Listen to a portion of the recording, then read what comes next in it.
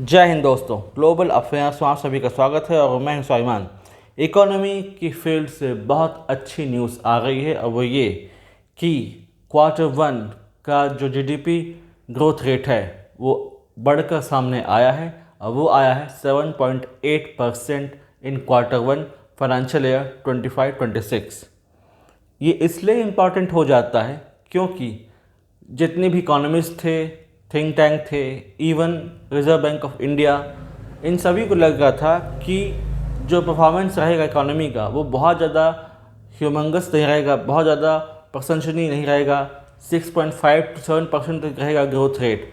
लेकिन जब रिजल्ट सामने आया तब पता चला कि किस प्रकार से इंडियन इकोनॉमी एक रेजिलिएंट ग्रोथ सामने दिखा रही है और हर जो आंकड़े थे, हर जो एक्सपेक्टेशन थे, उनके अपोजिट रिजल्ट सामने दे रही है। अब वो कि पॉजिटिव मैनर में 7.8% इकोनॉमिक ग्रोथ इम्प्रेसिव है और दिखाती है कि हमारे जो इकोनॉमिक फंडामेंटल्स है वो कितने ज़्यादा मजबूत हैं। जीडीपी आप सभी को पता है, gross domestic product, it's a sum total of goods and services produced with in a country in a specific period, जिसे हम लगभग एक साल का मानते हैं। इस साल अप्रैल, मई, जून, इस क्वार्टर का जो रिज़ल्ट आया 2 महीने बाद, उसको देखने के बाद पता चला कि किस प्रकार से अलग अलग सेक्टर्स में अच्छा काम हो रहा है और बेहतर रिज़ल्ट सामने आ रहा है हम सभी के। यानी कि एक समय किसी ने कहा था कि India is a dead economy. आप सभी को पता है मैं किस और है कि India is a dead economy और ये अच्छा परफॉर्म नहीं करेंगी। उस व्यक्ति के लिए ये अच्छा जवाब है कि किस प्रकार से एक डेड इकोनॉमी इम्प्रेसिव रिजल्ट सामने दिखा रही है, वो भी तब जब दूसरी बड़ी इकोनॉमीज स्लगिश ग्रोथ दिखा रही हैं, स्लोनेस दिखा रही हैं, इन्फ्लेशनरी मेजर्स वहाँ पर ज़्यादा हैं। उन सब के बीच हमारी इकोनॉमी बेहतर परफॉर्म करके सामने आ रही है और बता रही है कि आने वाले समय में भी हम ऐसा ही ग्रोथ देखने को पाएंगे। सभी को पता है आपको कि किस प्रकार से मार्च अप्रैल के दौरान डोनाल्ड ट्रंप का एक डिसीजन आता है रेसिप्रोकल टैरिफ का अलग अलग देशों पर। वो एक बोर्ड ले आते हैं, उसमें सभी देशों के नाम रहते हैं और जो टैरिफ वो लगाएंगे उसके भी डिस्क्रिप्शन वहाँ पर दिया रहता है, जिसमें इंडिया भी इंक्लूडेड रहता है कि इंडिया पर कितने % टैक्स लगाएंगे, कितने % टैरिफ लगाएंगे, इम्पोज करेंगे। उसके बाद से जितने भी इकोनॉमिस्ट थे, थिंक टैंक थे, जो थ्योरिस्ट थे, उनको लगा कि जो ग्रोथ रेट है हमारा वो स्लगिश होगा, इम्पैक्ट करेगा। और इवन आरबीआई को भी लगा कि इतना ज़्यादा ग्रोथ रेट हो नहीं सकता। फिर भी जो रिज़ल्ट सामने आया उसको देखकर लगा कि नहीं, ऐसा नहीं है। यानी कि यूएस के रेसिप्रोकल टैरिफ, उनके धमकी, उनके जो भी चालबाजियाँ थी, उसको कोई असर नहीं पड़ा। यानी कि आने वाले समय में हम बेटर ग्रोथ रेट देखेंगे। और सबसे बड़ी बात ये कि पिछले 5 क्वार्टर्स में सबसे ज़्यादा है। पिछले 5 क्वार्टर्स में ग्रोथ रेट इतनी ज़्यादा नहीं रही, लेकिन अब जो ग्रोथ रेट है वो बहुत ज़्यादा है। यहाँ पर जो हमारा कंजम्पशन है, इन्वेस्टमेंट है, हमारा नेट एक्सपोर्ट है, इन सब को मिलाकर देखा जाए तो यहाँ पर जीडीपी का अच्छा खासा डेटा सामने आता है, आंकड़े सामने आते हैं और उसके बेसिस पर हम जान पाते हैं कि क्या है जीडीपी का परफॉर्मेंस, उसका स्टेटस, इकोनॉमी की कंडीशन क्या है। मिनिस्ट्री ऑफ प्रोग्राम इम्प्लीमेंटेशन के अंदर एनएसओ है और उसने ये डेटा रिलीज़ किया है और हर क्वार्टर के बाद ये डेटा सामने आता है 1-2 महीने के गैप से। तब हम समझ पाते हैं कि हमारा क्या स्टेटस है, हमारी इकोनॉमी की क्या स्टेटस है। हाँ, ये है कि क्वार्टर सेकेंड के जब आंकड़े आएंगे तब हो सकता है ग्रोथ रेट में कमी देखने को मिले, लेकिन इतनी उम्मीद जरूर है कि 7% प्लस का ग्रोथ जरूर दिखा जाएगी। अभी 7.8% का ग्रोथ है, यानी कि बहुत सारे ऐसे सेक्टर हैं जिन्होंने बूस्ट दिखाया है, जिन्होंने ग्रोथ दिखाया है। फिर चाहे वो माइनिंग हो, क्वेरिंग हो, एग्रीकल्चर सेक्टर हो, मैन्युफैक्चरिंग सेक्टर हो, सर्विस सेक्टर हो, एक्सेट्रा। सर्विस सेक्टर भारत का बून है, एक तरीके से हमारे फाउंडेशन है कि हम एक सर्विस इकोनॉमी के तौर पर जाने जाते हैं। अलग अलग सर्विसेज हम देते हैं, अलग अलग सर्विसेज हम ऑफ़र करते हैं अलग अलग कंट्रीज़ को। ये सर्विस इकोनॉमी के तौर पर हम जाने जाते हैं और सर्विस इकोनॉमी के कारण ही हमारी एक अलग प्रतिष्ठा है। हालांकि धीरे धीरे जो अलग सेक्टर्स हैं जैसे कि मैन्युफैक्चरिंग है, उसको भी रिवाइव किया जा रहा है। बड़ी बात ये है कि ये जो डेटा है ये डेटा आए हैं ऑन द बेसिस ऑफ 2011-12 के प्राइसेस के बेसिस पर ये डेटा सामने आए हैं। और सबसे बड़ी बात ये है कि आने वाले समय में ये डेटा इम्पॉर्टेंट होंगे पॉलिसी फॉर्मेशन में, गवर्नमेंट को डिसाइड करने में कि उनकी इकोनॉमिक पॉलिसीज़ कैसी होगी, क्या होनी चाहिए, किस प्रकार से वो अपने मार्केट को डाइवर्सिफाई करेंगे।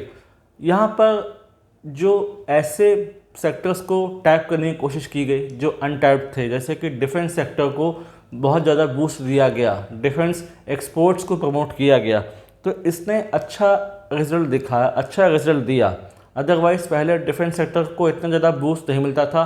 डिफेंस एक्सपोर्ट्स के बारे में तो हम सोचते भी नहीं थे, क्योंकि हम लार्जली इंपोर्ट किया करते थे, बाहर से हथियार मंगाते थे, डिफेंस हार्डवेयर बाहर से आते थे। ऐसा सोचना भी लगभग बेमानी माना जाता था कि जो भारत है वो डिफेंस हार्डवेयर घर में बना सकता है और उन्हें बेच सकता है। हाल ही के समय में डिफेंस एक्सपोर्ट्स को जो बूस्ट दिया गया और इसमें अच्छा रिजल्ट देखने को मिला, इसका फ़ायदा हमें मिला। इसके बाद फिर ट्रम्प के टैरिफ को न्यूट्रलाइज करने के लिए बहुत सारे एक्शंस लिए गए, जैसे कि 40+ ऐसे कंट्रीज़ को चिन्हित किया गया, आइडेंटिफाई किया गया जहां पर हम अपने एक्सपोर्ट्स को डाइवर्सिफाई कर सकते हैं, वहां पर अनइंटरप्टेड मैनर में ट्रेड एंड कॉमर्स कर सकते हैं, जहां पर अच्छा खासा हमें रिजल्ट मिल सकता है, अच्छा खासा रेवेन्यू हमें मिल सकता है। तो ये सारी चीज़ें दिखाती हैं कि इकॉनमी ठीक काम कर रही है। और यदि economic policies proper sustain manner में आगे बढ़ती रहें तो यहाँ पर ग्रोथ आपको लगातार देखने को मिलेगा। यानी कि आने वाला समय हमारे लिए बेहतरीन है। आने वाले समय में इंडियन इकोनॉमी के फंडामेंटल्स और ज़्यादा मजबूत होते दिखेंगे। हाँ, अभी इसमें बहुत कुछ करना बाकी है। यहाँ पर प्राइवेट इन्वेस्टमेंट में फोकस करना बहुत इंपॉर्टेंट है। गवर्नमेंट इन्वेस्टमेंट तो हो रहा है, लेकिन जब तक प्राइवेट इन्वेस्टमेंट ज़्यादा नहीं होगा तब तक काम नहीं होगा। ध्यान देना होगा कि ट्रम्प के टैरिफ कितना असर डालेंगे। इनका असर तो होगा हमारे एक्सपोर्ट्स पर, लेकिन इसी असर को हमें न्यूट्रलाइज करना है। और दूसरे सेक्टर जो नेगेटिव रिजल्ट अगर दिखा रहे हैं तो उनको ठीक करना होगा ताकि वो भविष्य में पॉजिटिव रिजल्ट लेकर सामने आए। मैन्युफैक्चरिंग को ज़्यादा से ज़्यादा प्रमोट करना होगा, क्योंकि ये वो सेक्टर है जो ज़्यादा से ज़्यादा डायरेक्ट और इनडायरेक्ट जॉब्स जनरेट करता है और हमारे लिए प्रॉमिसिंग रिजल्ट लेकर आता है। तो मैन्युफैक्चरिंग सेक्टर को फोकस करना है। ट्रम्प के टैरिफ को कैसे हम ओवर कर सकते हैं, इस पर ध्यान देना है, और कैसे हम बाकी जो इश्यूज़ हैं उसको कैसे रिजॉल्व कर सकते हैं, इस पर फोकस करना बहुत ज़्यादा इंपॉर्टेंट हो जाता है। तो ये न्यूज़ बहुत इंपॉर्टेंट है कि किस प्रकार से इकॉनमी ने रिवाइव किया, किस प्रकार से क्वार्टर फर्स्ट के रिजल्ट ने एक अच्छा रिजल्ट हमारे लिए लेकर आया सामने। और जो इकोनॉमिस्ट थे वो भी अब खुश होंगे कि उनकी भविष्यवाणी गलत साबित हुई, खासकर इंडियन इकोनॉमिस्ट, RBI और दूसरे थिंक टैंक्स, जिनको लग रहा था कि इतनी ज़्यादा ग्रोथ रेट नहीं होगी, लेकिन 7.8% का एक इम्प्रेसिव ग्रोथ रेट सामने देखने को मिला, जो कि फिनोमिनल है अपने आप में और अप्रिशिएबल है। और आने वाले समय में इसी पैटर्न पर ग्रोथ रेट बनी रहे, इसके लिए सस्टेन्ड एफर्ट्स लगेंगे। मल्टीपल सेक्टर्स का इसमें रोल है, अलग अलग सेक्टर्स का इसमें रोल है। इसमें गवर्नमेंट का रोल है, इसमें प्राइवेट इन्वेस्टमेंट का रोल है, फॉरेन डायरेक्ट इन्वेस्टमेंट इसका रोल है। तो हर सेक्टर का रोल है। सबसे बड़ी बात ये कि इंडियन इकोनॉमी एक कंजम्पशन बेस्ड इकोनॉमी है, तो यहाँ पर बहुत ज़्यादा टैरिफ का असर नहीं हुआ, इसलिए जो हमारा कंज्यूमर बेस है उसने इकोनॉमी को सस्टेन करने में, उसने इकोनॉमी को बजाय रखने में, मजबूती देने में बहुत बड़ा रोल प्ले किया है। तो इस कंजम्पशन बेस्ड इकोनॉमी को हमको और ज़्यादा रिवाइव करना है, और ज़्यादा इसको स्ट्रेंथन करना है, उसको मजबूत करना है। और इस संबंध में जरूर सरकार कोई ना कोई निर्णय अवश्य लेगी। तो ये न्यूज़ इन ट्रांजिशन है, इसमें बहुत सारे डेवलपमेंट आप देखेंगे, बहुत सारे बदलाव आप देखेंगे जो कि प्रॉमिसिंग होंगे और एसेंशियली पॉजिटिव भी होंगे। तो I thought to video in this regard, ताकि आप लोग एनलाइटन हो सकें कि किस प्रकार से इंडियन इकोनॉमी आगे बढ़ रही है और बेहतरीन रिजल्ट हमें दे रही है। तब तक आप इस वीडियो को लाइक कीजिए, अपने व्यूज़, अपने थॉट्स कमेंट सेक्शन में बताइए कि आपको वीडियो कैसा लगा और आप क्या चाहते हैं, और यही बताइए कि किस प्रकार आपकी सोच है with regard to Indian economy और आगे क्या चैलेंजेस हो सकते हैं और कैसे हमें इसे ओवरकम करना चाहिए। मैं मिलूँगा आपसे नेक्स्ट वीडियो में। Till then do like, share, subscribe the channel and widely spread this video for the knowledge of people. यदि आप हमसे जुड़ना चाहते हैं तो आप इंस्टाग्राम, टेलीग्राम के थ्रू हमसे जुड़ सकते हैं। इसका लिंक डिस्क्रिप्शन है, आप जाइए इसे ज्वाइन कीजिए। Thanks for watching. जय हिंद, जय भारत, जय माँ भारती।